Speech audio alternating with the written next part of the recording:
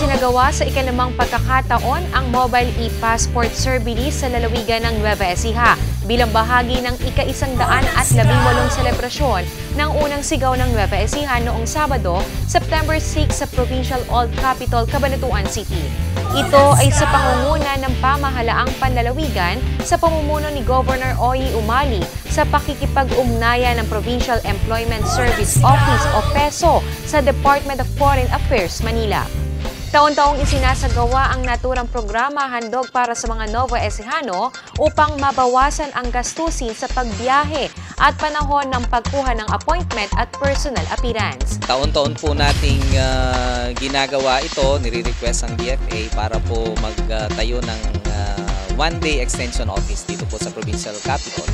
Base dun sa aming pakikipanayam sa mga nag-a-apply, kaya po dinadagsa ay malaking tipid ang kukuha nila sa ganitong programa. 600 aplikante bago man o magre-renew ng kanilang pasaporte ang nakapagsumite ng mga requirements sa itinakdang PEDSA ng pagpapasa sa PESO. Salamat sa suporta po ni Gov sa programa po na ganito.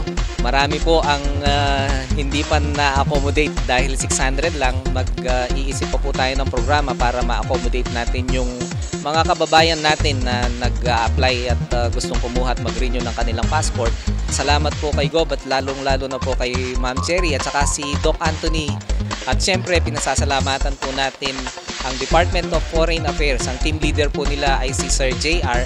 Salamat po sa inyong pagpunta dito at sa mga susunod na taon po ay inaasahan natin na yung partnership natin with DFA at saka yung provincial government ay lalong makongkreto.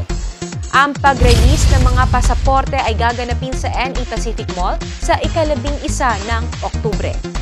Samantala, pakaabangan para sa mga job seekers, lalong-lalo na sa Octoberian graduates na may isasagawang Provincial Jobs Fair sa buwan ng Oktubre o Nobyembre, kaya patuloy lamang na tumutok sa aming programa.